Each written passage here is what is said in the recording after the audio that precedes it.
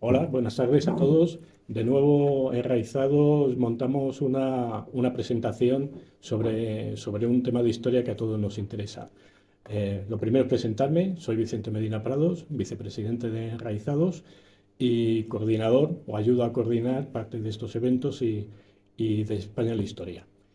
Bueno, de nuevo cruzamos el charco, nos vamos al continente americano y nos vamos a un sitio que algunas veces se piensa que no es Hispanoamérica. Y bueno, para eso estás aquí, para que nos lo aclares. Nos vamos al otro lado del Río Grande, nos vamos al sur de Estados Unidos, al norte de lo que era Nueva España. Presento a mi acompañante, Jorge Luis García Ruiz, todo un experto en la materia, doctor de Estudios del Mundo Antiguo por la Complutense, de aquí de Madrid, máster en Arqueología por la Autónoma, también de aquí de Madrid, madrileño, afincado en San Antonio, Texas, y que llevas allí ya 10 años, trabajando como profesor en lo diré con mi Span English, Texas Lutheran University. Eh, ha montado muchos revuelos su nuevo libro entre los grupos hispanistas de aquí de España, su libro Presidio, Soldados del Rey, la historia documentada de 300 años en la frontera norte. Bienvenido. Y con él y conmigo nos acompaña Inés Ceballos Fernández de Córdoba, compañera, autora de numerosos artículos de España en la historia bueno, y autora de dos novelas bueno, no sé si ella querrá decirnos algo, pero les recomiendo La perla de las Antillas y La Cuba del siglo XIX, ambas centradas en el papel de la mujer en la Cuba española. Bienvenida también, Inés. Y para empezar y romper un poco el hielo, y para que nos presentes tu libro, adelante, cuéntanos, porque este parece que es el primer libro de una serie de libros que todos van a estar versados sobre los presidios y supongo que también las misiones, ¿no? Bueno, más que sobre los presidios, es sobre toda esa historia oculta que tenemos en Norteamérica. Ujú. Estamos pegados a tres o cuatro personajes históricos y hay miles y muy importantes que están ahí ocultos, pero que van saliendo poco a poco en los documentos. Ujú. Y pues yo he visto que había ahí un hueco que no se tenía nada claro qué es lo que era los actuales Estados Unidos de América, su herencia, de dónde venía. Estamos diciendo que viene de Inglaterra y realmente uno cuando va por allí pues se da cuenta que hay mucha España en los Estados Unidos. Y había que llenar ese hueco y ese hueco, esa historia está basada en presidios, en misiones, pero es una historia en evolución. Entonces hay que explicar cómo se llegó allí, quiénes eran los famosos conquistadores, si las personas, los pobladores que llegaron en el siglo XVIII también eran conquistadores o no, porque lo que se hace es generalizar toda la historia. Y un poquito de eso va y se está explicando por los propios protagonistas en base a unos 200 documentos, Ujú. porque lo que no quería hacer es trabajar con una historia que ya está bastante, una narrativa bastante corrupta en base a fuentes secundarias. Ujú. Entonces me he basado únicamente en fuentes primarias. Lo que dicen los personajes que vivieron en aquel momento, pues es lo que yo he reflejado. A veces con resumen, evidentemente, porque hay documentos de varios miles de páginas Ujú. y no los puedes reproducir.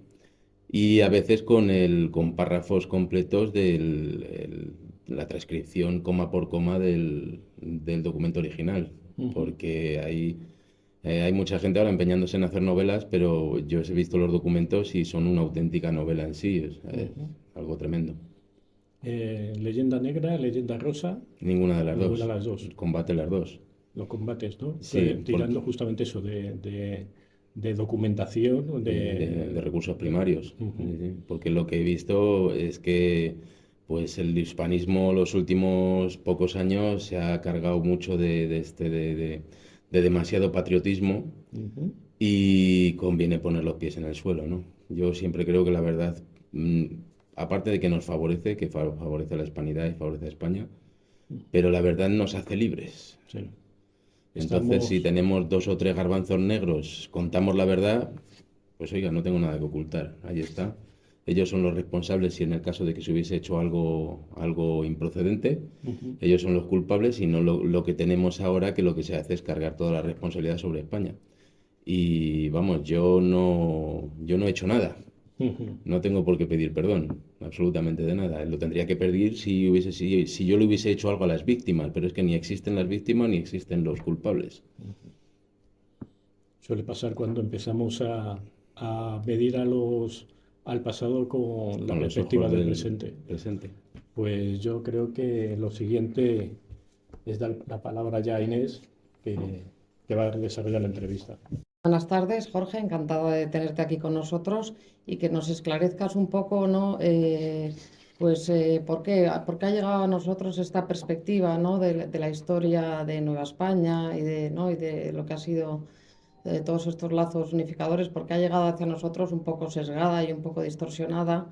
Y yo creo que viviendo tú en Estados Unidos, ¿no? Pues nos puedes dar como una óptica muy esclarecedora y un punto de vista muy enriquecedor, puesto que también nosotros, ¿no? Estamos a veces, por estas fuentes de información que comentabas, tenemos muchos sesgos y queremos profundizar para tener algunos puntos críticos claros de donde también nosotros poder partir, ¿no? Entonces, la primera pregunta es, ¿por qué, si te dicen el término América Latina o América Hispana, ¿con cuál de los dos términos te quedas? Pues evidentemente es América Hispana. Llevamos allí principalmente el español, no llevamos el latín, llevamos el español. Lo que ocurre es que tenemos una batalla política ahora mismo entre izquierda y derecha en todo el mundo y América Latina, por supuesto. Y entonces, fíjate que a lo mejor hasta tendríamos que diferenciar entre el hispano convencido y el latino, que es un hispano que no está convencido, que no está atacando la hispanidad. Porque yo sí soy partidario de que tengamos que identificar claramente a quién es el enemigo y quién está haciendo cosas en contra de España. Si no, hierras el tiro. Entonces, nos basamos mucho en el famoso inglés, ¿verdad? En esa rivalidad que tenemos desde hace 500 o 600 años, o quizá más.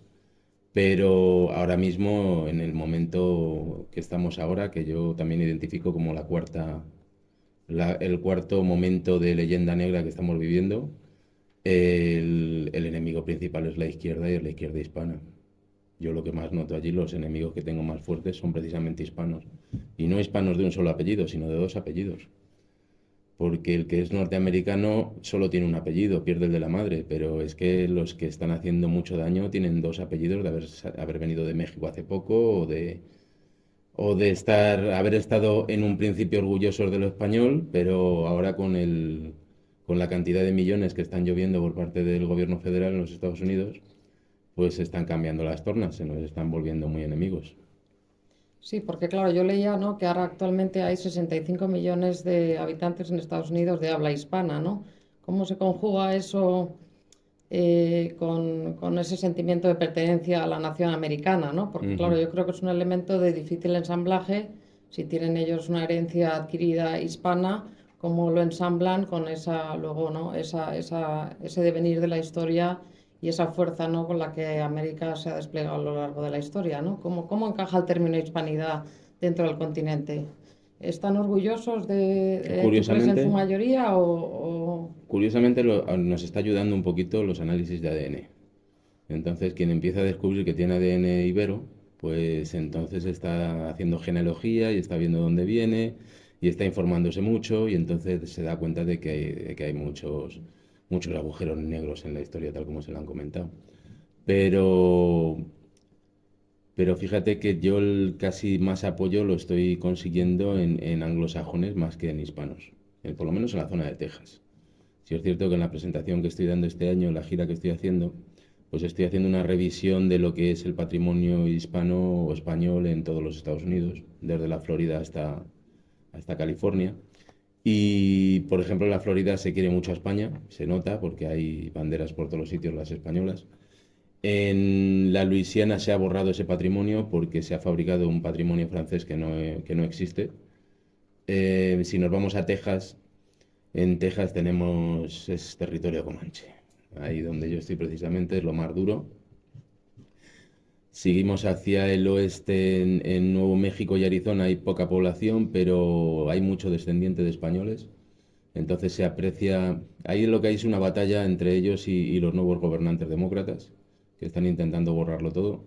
Y si nos vamos a California, pues directamente el mexicano lo que está haciendo es sustituyendo lo español por mexicano. Entonces se está tratando de contar toda esa historia como si hubiese sido mexicana y México hubiese existido durante 300 y pico años. Entonces es complicado, no es homogéneo, cada sitio tiene su intríngulis. Porque se Sí. podría dividir, ¿tú crees que el sentido de la hispanidad según la mitad oeste del continente de Estados Unidos y la mitad este, por un poco lo que dices tú, esa creencia de México hacia los estados más de la zona oeste? Lo que yo veo es que tenemos muchos enemigos, hay que identificarlos bien porque a cada uno se le ataca de una forma. El principal enemigo que tenemos lo tenemos en España.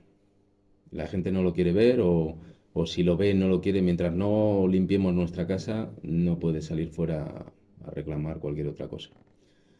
Has dicho que había 65 millones de hispanohablantes, ahí corrijo yo un poco porque lo que estoy viendo es que hay hispanos de origen hispano, pero la primera generación es la única que mantiene el español. La segunda ya lo pierde casi en su totalidad. Entonces no se les puede denominar hispanos hispanohablantes, aunque Ujú. sean hispanos. Y además lo pierde con convencimiento porque cree que es un patrimonio pobre, marginado, y entonces lo que quieren es aprender directamente el inglés y tener un inglés perfecto para que no tengan problemas en los trabajos, esa es la excusa. Entonces es un tema complicado. Mientras no, y más que por el idioma, porque muchos se están fijando en el idioma, lo que hay que hacer es cambiar la mentalidad de la gente allí, de los hispanos allí. No es una cuestión simplemente del idioma. El idioma no lo aprenden, no lo quieren porque el ser hispano, el ser español, provenir de España es algo que no tiene prestigio. Entonces, la comunidad hispana, ¿cómo hace para tener ese sentido de pertenencia hispana o de unión? ¿Cómo lidian ellos, ¿no? con esa lucha entre ese origen hispano y esa herencia No, americana que van a dejar a sus nietos y a las futuras generaciones? podemos decir que hay unos famosos brotes verdes, pero son tan pequeños que el hispano realmente está dejando atrás su herencia y se está quedando, si se queda con algo, se queda con su herencia mexicana. No se queda con la herencia española, esa la está olvidando directamente. Entonces, y yo lo he vivido en primera persona porque en las relaciones diarias que puedas tener, ellos son la raza, se denominan así la raza. Y yo que tengo la misma cultura, tengo el mismo idioma, no soy la raza para ellos.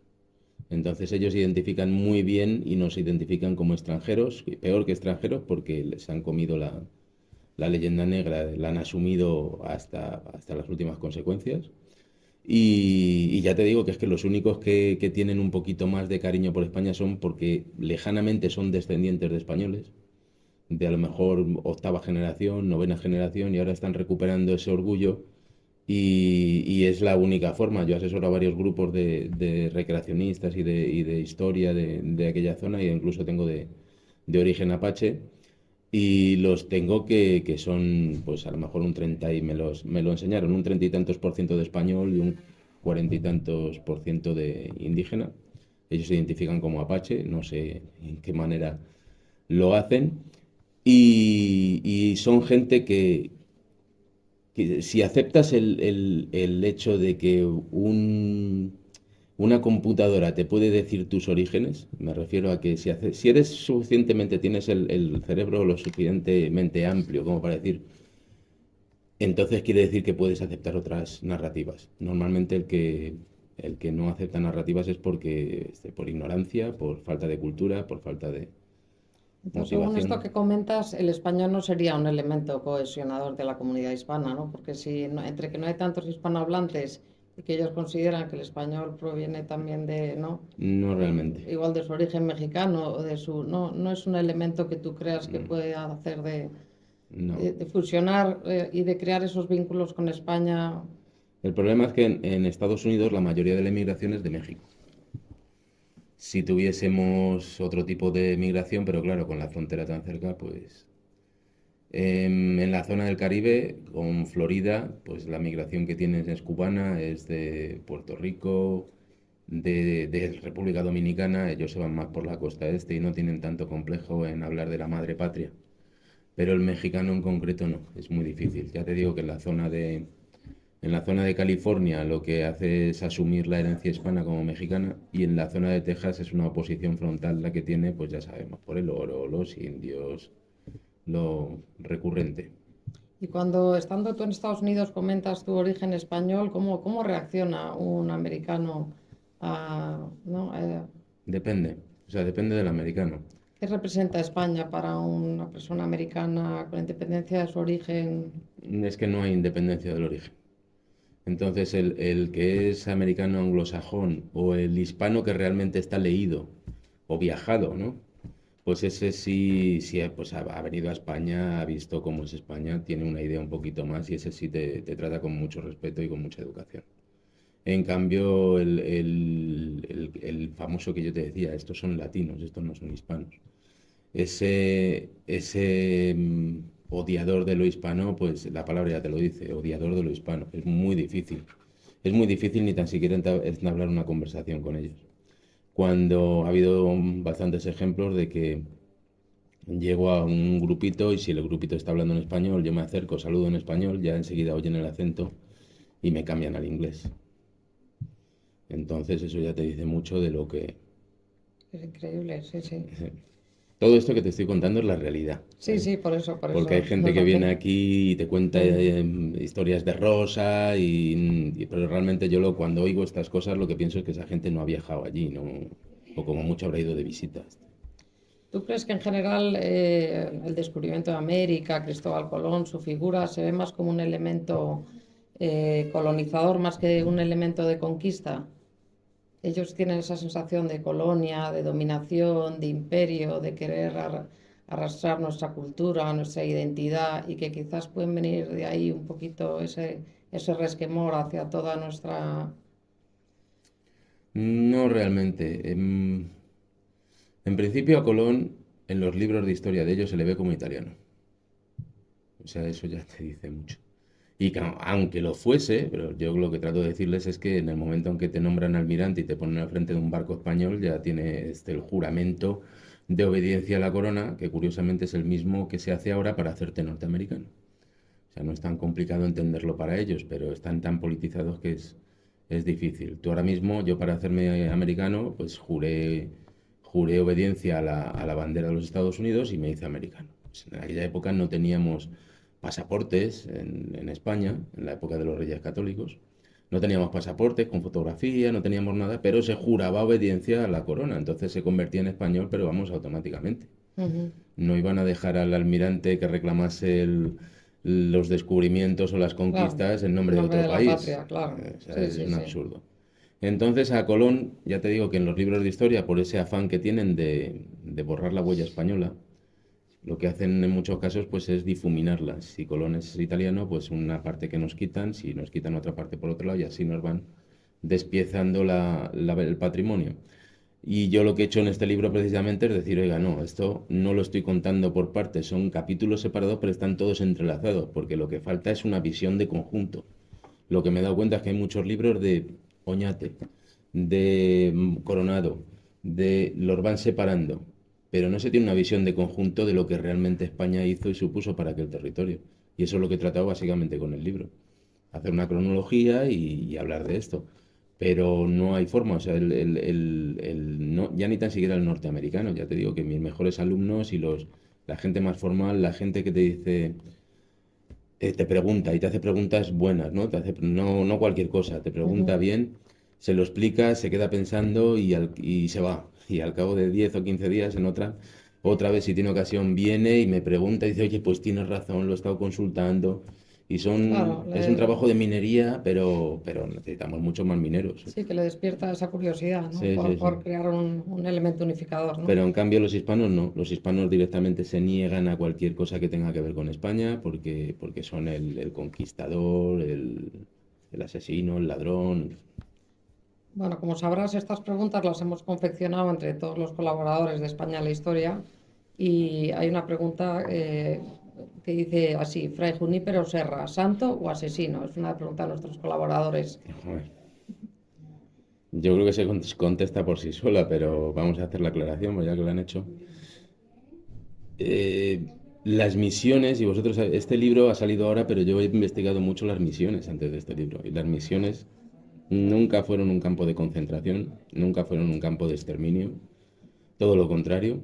Lo que hacen los propios indios es pedir que los españoles establezcan una misión Y es que además no se tiene la idea real de misión desde la base, se tiene totalmente equivocada, porque la misión no es un edificio, no es un campo de concentración de indios. La misión es el encargo que el fraile recibe de irse a convertir los indios.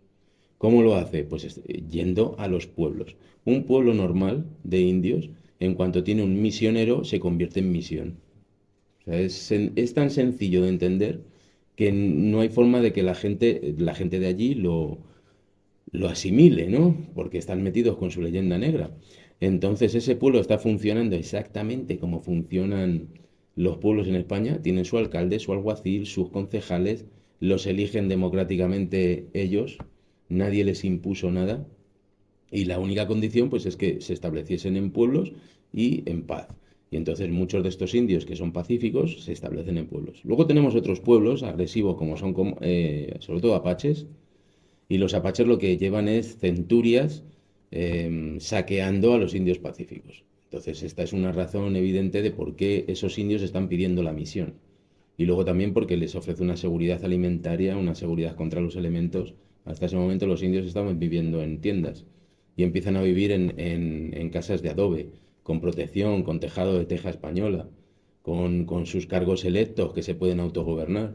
Y solo tienen un fraile que les está explicando cómo vivir como españoles. Y a veces ni el fraile, porque había pocos frailes y se establece una cabeza de partido, digámoslo así, y luego diversos pueblos en los que el fraile lo que hace es visitas, como las que hacían aquí en la península. El fraile se agarra sus 2 caballos y en aquel momento se agarraría sus 2 mulas y iba a hacer misa en cada uno de esos pueblos. O sea que ahí está claro que la religión católica sí que fue un No, es el elemento elemento determinante. innovador y que realmente une, ¿no?, a la comunidad Sí, sí, sí, sí, no es determinante. indígena originaria con Y los de hecho lo vemos ahora conquistadores.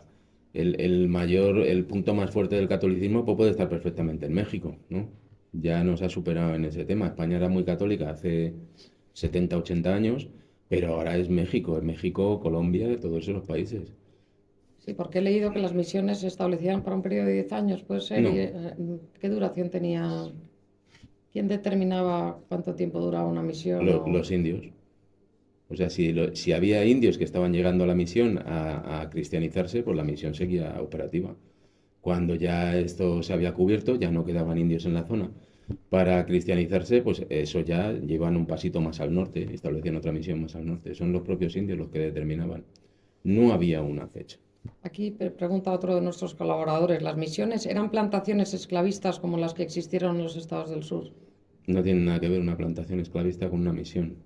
Entonces, ¿De qué vivían, no? aunque el fondo es agrícola, ¿no? Porque las dos cosas van a cultivar el campo o a hacer crecer los animales. En las misiones había un solo fraile, como pudo ser Fray Junípero Serra, y un soldado que protegía al fraile. Y nada más. Entonces tú con 2 personas no esclavizas a 400, 500 indios en una misión durante 80 años como pasó en San Antonio. O sea, el sistema no está ideado para esclavizar gente. Las plantaciones sí, sí están ideadas porque tienes a 20 o 30 personas a caballo con fusiles y látigos. ¿Por qué los tienes? Pues porque tienes que poner a trabajar a la gente. O sea, el sistema es totalmente opuesto, es que no tiene nada que ver, básicamente.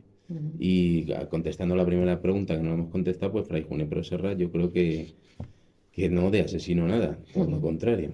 Santo y muy buen santo. Lo que pasa es que yo tengo con Fray Junípero Serra, no con él, pero con cómo se le ha tratado, yo tengo una queja, y es que tenemos al padre Lasuen. El padre Lasuen fue compañero de Fray Junípero Serra, fundó las misiones en San Francisco, en San Juan Bautista. Ahí la mitad de las misiones más o menos parecen caseríos vascos. Con esa idea las hizo el padre Lasuen, tan importante como Fray Junípero Serra, y está oculto por la historia. Y otra pregunta, Jorge, cuando dice un presidio, protección de indios y origen de futuras ciudades, ¿el presidio tenía algo que ver con el concejo o con el cabildo o con esa figura inicial de organización del territorio, de organización administrativa, de Sí, justicia? te entiendo, pero no realmente. Lo que tienes con el presidio es un grupo de soldados que defiende el territorio. En esta parte del territorio, ya sabemos que sí, que en otros lugares pues el presidio era otra cosa. Pero aquí es un grupo de soldados que defiende el territorio. Además, así lo reconoce uno de los virreyes, Entonces lo que se hace es una conquista poblacional, se van estableciendo pueblos o misiones de indios y se les tiene que proveer de una defensa. Y eso es el grupo de soldados que van allí a defenderlo. Cuando estos son reclutados con familia, obligatoriamente, porque van a ser más pobladores que soldados incluso. Entonces tienen que ir con familia porque van a poblar el territorio, a construir sus casas y a vivir allí protegiendo al resto. ¿Y de dónde provenían estos soldados mayoritariamente? Mayoritariamente de allí son todos americanos. Todos americanos. La primera parte, pero son presidios muy pequeños, de 4 soldados, ahí sí son españoles establecidos en América. Podrían ser criollos porque los primeros presidios son en 1560, o sea que ya había una historia de 40 años en América. Y lo que se hace es confiar en los españoles para que vayan protegiendo esas recuas de mulas y de bueyes que van llevando las cargas hacia las zonas mineras y hacia los pueblos. Y son grupos muy cortos de 4 soldados máximo. Eso sí son españoles. A partir de ahí, ya cuando se necesitan guarniciones más grandes, ya se confía en gente de América y claro, todo depende también del sueldo.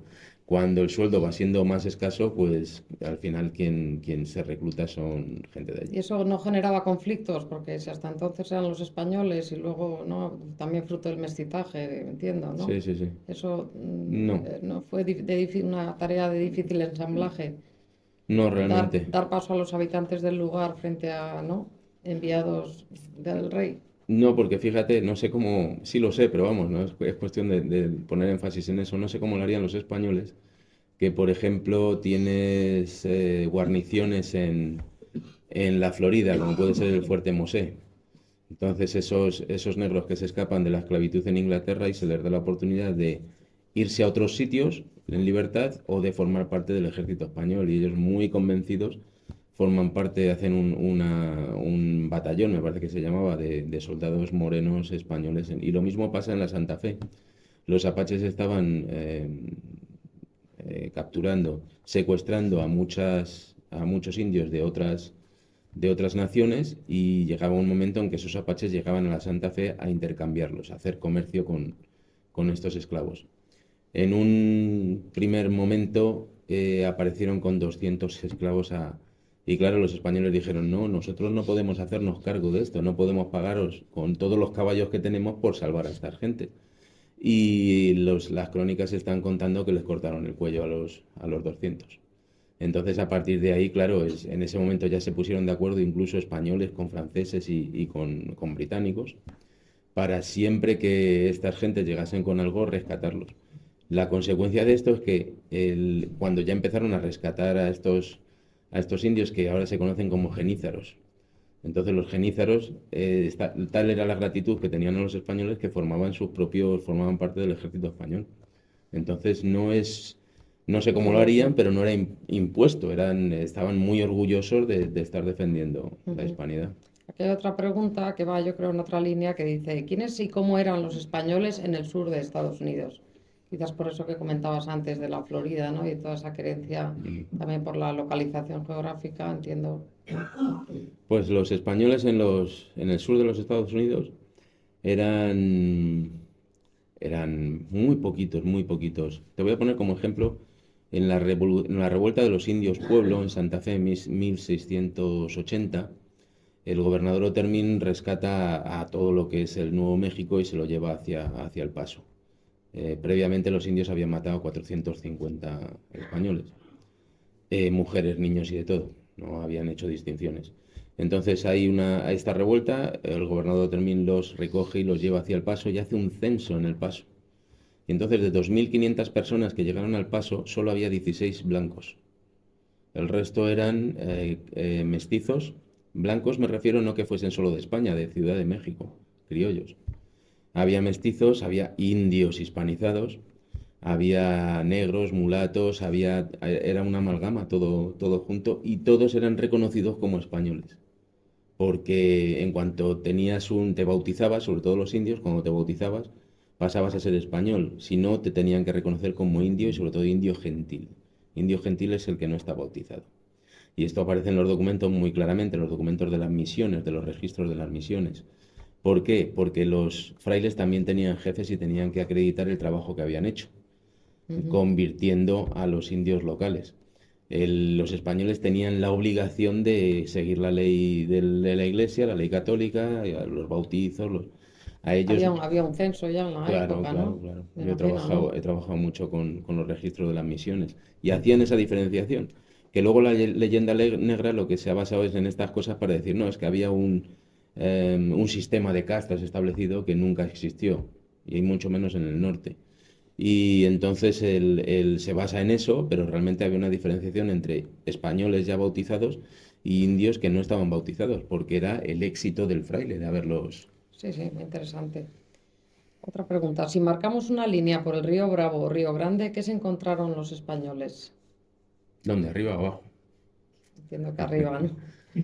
Porque abajo lo que encontraron es un. Dice, hacia el sur, unas sociedades similares a la Edad de Bronce y hacia el norte, sociedades de mm, cazadores-recolectores. Esta es la mm, pregunta de otro compañero nuestro. ya. No, lo que hay es en América, en la América del Norte, desde México hacia arriba, no desde, sino incluyendo México. O sea, desde Ciudad de México hacia arriba lo que tenemos son diferentes niveles culturales. Entonces los aztecas podemos decir que están en el nivel superior porque ya tienen un sistema vertical de gobierno que es lo que favorece a Cortés para dar ese golpe de estado que él da y se queda con el poder allí. A partir de ahí, lo que es la zona de Zacatecas, hasta el Río Grande lo que tenemos no se ha equivocado, no es del bronce, es paleolítico. O sea, no sabían ni lo que era metal. O sea, estamos hablando de que esos indios dan un salto de 5.000 años en su nivel cultural. Entonces, Claro. básicamente lo que tenemos es canibalismo. Todas estas sociedades están practicando canibalismo y no como los muchos mexicanos quieren decir. Y lamentablemente muchos historiadores mexicanos quieren decir que era ritual y entonces era un pedacito, ¿no? De pedacito nada, los cuerpos eran consumidos hasta los huesos. Entonces es curioso que hayamos encontrado en el Huitzilopochtli, en todos los templos encontramos cabezas, pero no se han encontrado fosas con los cuerpos. Y además en el libro pues se ha recogido como 4 o 5 cronistas y uno de ellos, Alonso de León el Viejo, el padre, hace una crónica y nos está explicando con todo detalle qué se hace con los cuerpos. Llegan a quemar los huesos, a hacerlos polvo y juntarlos con un brebaje a base de peyote y se lo beben. Entonces no queda nada de los cuerpos. Esto es lo que se encuentra abajo del Río Grande y que no quieren admitirlo. ¿Por qué no hay al norte del Río Grande? Porque hay bisontes. Entonces, Claro. zacate significa pasto. Entonces tenemos una zona grandísima al norte de México que es Zacatecas. Pues solo había pasto y había una superpoblación de gente y lo que han hecho ha sido acabar con todos los animales, ciervos, todos los animales grandes y lo que están consumiendo pues son los bisontes. ¿Por qué no hay ese mismo canibalismo en la zona del seno mexicano? Porque en la costa tienen cocodrilos. Y el sistema de costa norteamericano, que es infranqueable para los barcos de aquella época y más hoy en día, es de forma natural. Y entonces lo que hace es crear unas lagunas interiores que es un paraíso de los pescadores. Hoy en día vas por allí y está todo el mundo pescando. Entonces tenían proteína suficiente como para no tener que Claro. estar haciendo uso del canibalismo. Pero al sur del Río Grande, o sea, y en el norte tenemos cazadores-recolectores. O sea, ellos cazan el bisonte, recolectan las bayas, los chumbos, las chumberas, todo lo que está a su alcance. Ujú. Claro, bueno, esa pregunta tiene que ver con la siguiente también. Dice, con la llegada de los españoles, estas sociedades avanzaron en un año, es que comentabas ahora, ¿no? Lo que a Europa le costó 1000 años. Claro, eso quizás no debió ser muy difícil de ensamblar, ¿no? Es lo que dices tú, Eso ese sí, nivel de los indios tan primario, ¿no? sí, De esa época ancestral. eso sí realmente costó. Y el primer ejemplo lo tuvimos en la zona de Zacatecas con las guerras del Mixtón y la guerra chichimeca, que lo que está reflejando pues es que esos indios tan atrasados no quieren cristianizarse. Porque lo que está llevando España es lo mismo que había en España, o sea, no hay que ser tampoco, o sea, hay que dejarlo claro, que estaban importando exactamente lo mismo que había en España. Pero lo que lleva España es orden, y entonces el orden no es aceptado por quien le gusta vivir en el libertinaje, ¿verdad? Entonces el orden, y básicamente tampoco hay que complicarse mucho la vida en leyes o no leyes, lo que está diciendo es lo mismo que dicen los 10 mandamientos de la Iglesia, ¿no? Entre otras cosas, pues no matarás, no mentirás, no, todo esto. Esas leyes que se están intentando poner a los indios chocan frontalmente con lo que ellos están haciendo hasta ese momento. Entonces, no te comerás al vecino, no tendrás 20 mujeres y pues claro, eso causa un choque. Al final esto se soluciona, se estaba intentando solucionar por métodos violentos, o sea, por la guerra directamente, porque estos indios lo que hacían era atacar las caravanas que llevan con los productos españoles y con la gente de españoles y hacían un destrozo enorme. No solo por los robos, sino por cómo mataban a la gente, que está por otros cronistas, por Pérez de Rivas, está perfectamente descrito. Se llevaban la cabeza de trofeo, los desmembraban, los abrían en canal porque tenían que hacer un show allí para que la gente se asustase. Y esto es lo que se está encontrando hasta ese momento, claro. Cuando tienes esto, ¿qué haces? Pues salir con tus soldados a castigar. Hay guerra. No fue nada sencillo, costó una cantidad de vidas enormes, no solo de los indios, también de los españoles, como te digo, entre comillas, porque ya en ese momento ya había muchos mestizos y muchos cristianizados. En concreto, la guerra chichimeca se intenta pacificar primero por los aliados otomís, aztecas, incluso, bueno, no aztecas, pero mexicas, que eran los que vivían bajo los aztecas, que son ya aliados, a pesar de la guerra de México-Tenochtitlan, por tlaxcaltecas también, y se hace la guerra a los chichimecas. Pero llega un momento en que entre el obispo, perdón, de Guadalajara y diversos capitanes españoles, capitanes de los presidios, dicen, bueno, ¿qué tal si les compramos la paz? En lugar de hacer la guerra que nos está costando ni se sabe, pues todos esos productos que nos roban en las recuas de mulas, se los regalamos a condición de que se establezcan de paz en pueblos. Funcionó. Pues a partir de ese momento se acaba la guerra chichimeca en 1585 y entre 1580 y 1590 hubo algún rescoldo, pero en 1585, justo antes de que entrase el virrey Velasco, y a partir de ahí pues ya se empieza a progresar hacia el norte, la Nueva Vizcaya, lo que hoy es Monterrey, y finalmente se va a la Santa Fe, al Nuevo México y más tarde a Texas. Pero eso fue ahí como un tope que alcanzaron los españoles y que no podían pasar por la violencia de los O sea, que indios. el avance fue del sur al norte, entiendo, ¿no? Bueno, en esa parte sí, lo que se hace es conquistar el México Tenochtitlan, los españoles que van de la península no quieren ir a pegarse con los indios, entonces se establecen en Ciudad de México. Todo lo que es el movimiento se hace con un capitán español, con algún minero con mucha voluntad, va a hacer las Américas y se va allí, pero el resto es todo españoles de América, o sea, indios cristianizados y mestizos.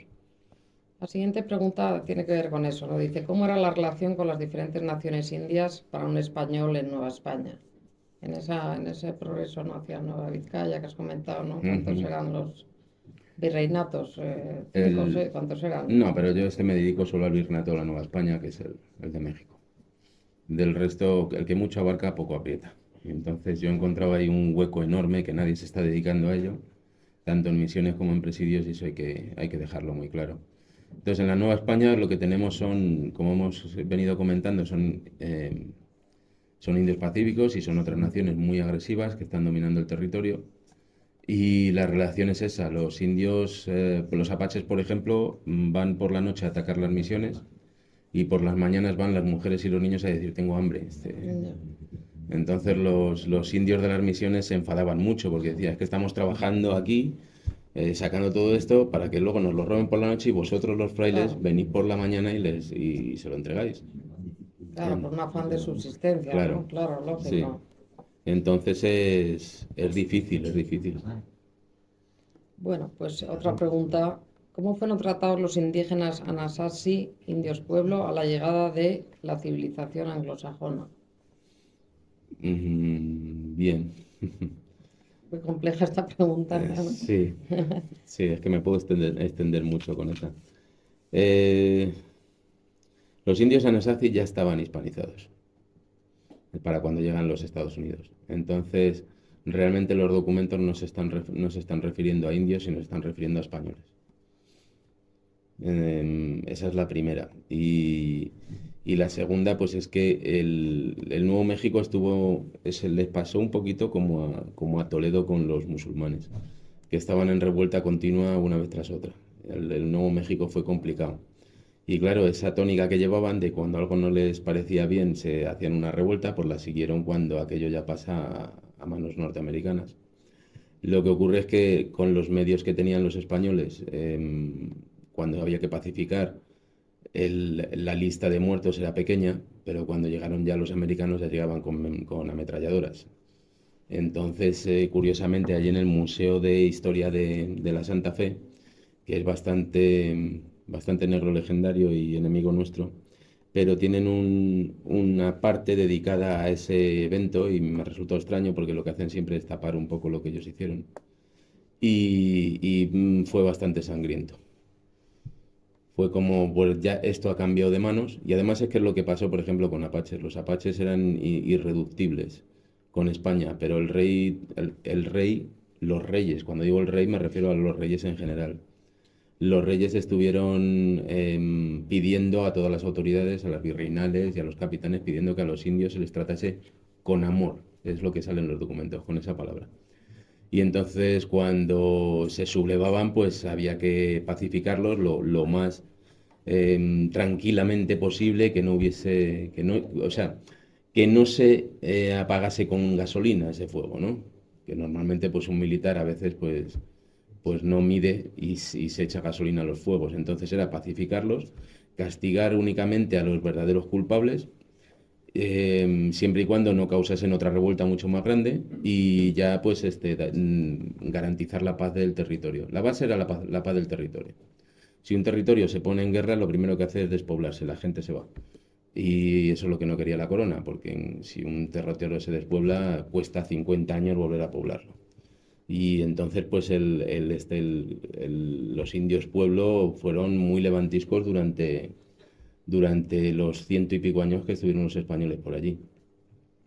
Además hay un historial, tengo como 1 o 2 capítulos que refleja todo lo que es la cantidad de gobernadores que se mandaron desde Ciudad de México a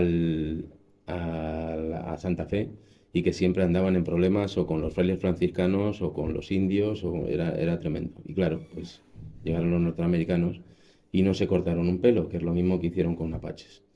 España no limita, no acaba con los apaches, con la única manera que se podía acabar con ellos, que era con la guerra. Y eso lo hacen ya mexicanos y norteamericanos, pues a base de matar mujeres, niños y lo que se hace no sé si lo conoce todo el mundo, pero en aquel momento se pagaban $2 por cada cabellera de adulto y $1 por cada cabellera de niño. Entonces eso es una sangría que ningún apache pudo soportarlo. Ya se metieron hablaron con los mexicanos, se metieron en México, en las misiones, en los que quedaron porque se hicieron unas escabechinas en el norte tremendas. Bueno, pues estamos ya terminando. Ahora, esto que yo creo que es una pregunta más general. Nos gustaría, ¿cuál es tu opinión? Si crees que la unidad hispana tiene futuro, según todo este barniz, ¿no? Y todas estas enseñanzas que nos has transmitido esta tarde, ¿tiene futuro esa unidad hispana, ese reverenciar esos orígenes en América o crees que todavía queda mucha labor por delante de historiadores, Sí, escritores, periodistas, investigadores? sí, es que yo creo que no estamos ni en pañales, o sea, no, y muchas veces yo lo que veo es que vamos en sentido contrario. Porque como te he dicho, esto es una pelea entre izquierdas y derechas, ahora mismo política, no es entre países. Las izquierdas están unidas tanto en España como en cualquier parte de América y sobre todo en América del Norte con el mismo programa y es de acoso y derribo. Entonces, yo lo veo realmente difícil.